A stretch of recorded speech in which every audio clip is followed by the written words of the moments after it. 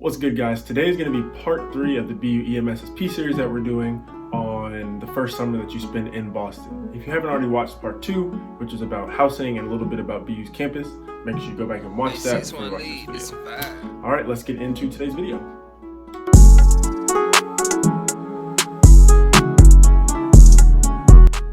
So the time frame for this program, your junior and your senior year, like the summers, is going to be 6 weeks, usually starting at the end of May and ending in the beginning of July. For us, it was May 23rd this year to July 3rd.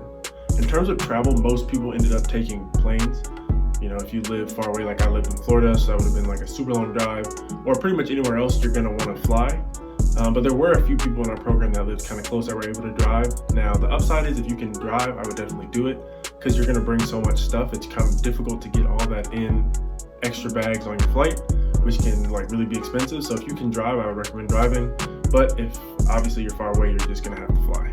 If you do have to bring bags, I would pack as conservatively as possible with things you don't need. So like some people try to bring things like pillows or like cleaning supplies, things like that.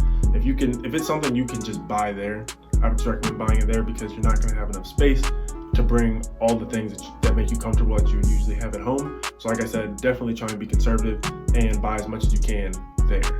So this year we actually got a grant, the program got a grant, and so some people were actually able to get their flights covered by the program. So that's something to look out for. You may be able to get that covered, but it's not a guarantee. Not everybody got their stuff covered. It depended on the dates and when you sent it into the program. So definitely look out for that if you apply for the program.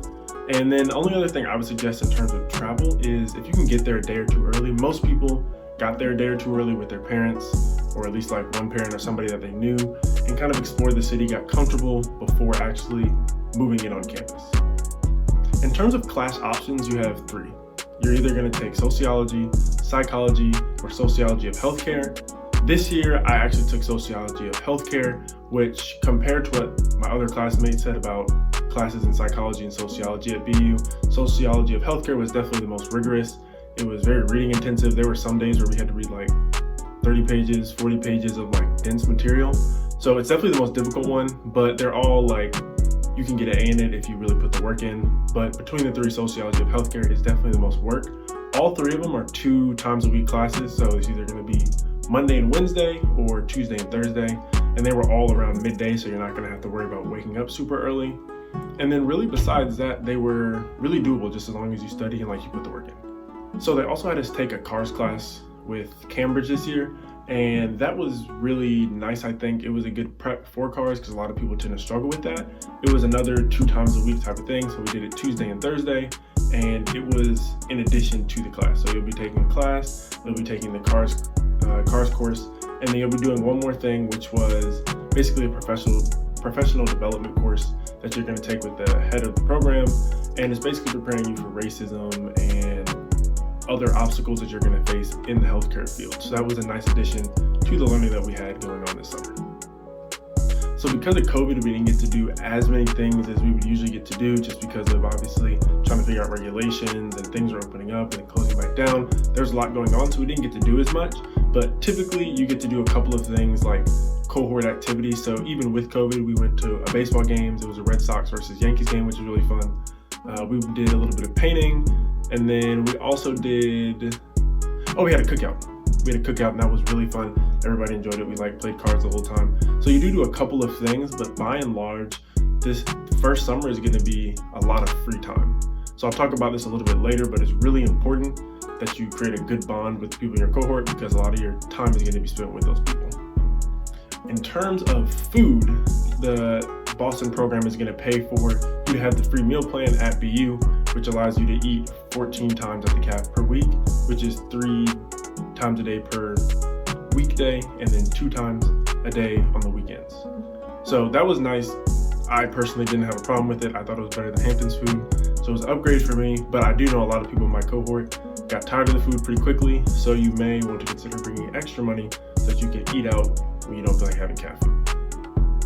I would also suggest eating out like a lot and finding different things because I know Boston had like a bunch of crazy food places or just things that I personally never tried. I even had like a strawberry shortcake shake, which was like really interesting. It like literally had a strawberry shortcake on top of it, which I'll see if I can find a picture and put it in here, but it was really cool. So I definitely recommend like a couple of times at least going out and finding things you haven't had before and trying that. In terms of clothing and weather, the weather in Boston was, I would definitely call it like bipolar. Some days it was like 96 degrees and you didn't want to leave the dorm. And then there'd be other days it would be like maybe 65 and then like raining really hard. So it was really bipolar. By and large, it was pretty hot / humid. It didn't really get too cold during the summer, but it did vary between like humidity, super hot, windy, rain. So in terms of clothes, what I would bring for Boston, I would recommend bringing a little bit of everything, which kind of sucks to say, but like I worked out, so you need workout clothes. We went to brunch a couple of times, so you need things you can wear to brunch. A couple of times you might want to have things to dress nice for. And again, it rains. Again, sometimes it's super hot. So you really need to bring a variation of clothes. In terms of, I know a lot of you guys are probably thinking like, do I need suits? Do I need like really nice dresses for shadowing or whatever? This summer, because of COVID, we weren't able to shadow. So I actually ended up only wearing like dress stuff. I think maybe one time, and that was for, we were going to brunch to a nice place. So I just wore it, but I didn't actually need it. For future years, I would anticipate you'll probably need at least a couple pairs of like dress clothes just because you're probably going to be doing shadowing. But other than that, I would just bring a little bit of everything, and then again, you might have to buy a couple of things there. So I talked about this a little bit earlier, but what's going to make or break your first summer in Boston is going to be the bonding that you have with your cohort. Now, if you remember, if you watched part 1 of this series where I talked about the application, I said they do the beers test, which is basically just trying to see if you would enjoy going out to get a beer with somebody. Are they sociable? Do you like being around this person? And this is the reason why. You're going to spend so much time around them. If they pick robots or people that aren't sociable, then you're going to hate your time there. Like, there's no other way to put it. You're going to have a lot of free time and nobody to spend it with, and it's going to be super boring. Thankfully, my cohort, like, we all like each other. So we're all super cool and we had a great time. But it's going to be a big part, so make sure you really put work in to bond with the people that you're going to be, that are in your cohort. So in terms of fun, it's kind of, I would say, closely related to the bonding with your cohort, because Boston has a million things to offer, like going to eat, going to see movies, there are historical things there are malls, there are like a million things that you can choose to do. But it's the difference of going to a movie by yourself versus going to a movie with like 10 other people. So I would just really advise that, you branch out and you make friendships, deep connections with the other people that are in your cohort, and then go out and try new things. That's really going to help you make the most of your experience the first summer. All right, so that's the end of this part 3 video. I hope you guys enjoyed it and I hope you guys learned something. Make sure, if you haven't already, that you go back and watch part 2 and part 1, and make sure you're looking out for part 4 that'll come out here in the next couple of weeks. If you have any questions, comments, or concerns, make sure you leave those in the comments and I will respond. See you guys next time.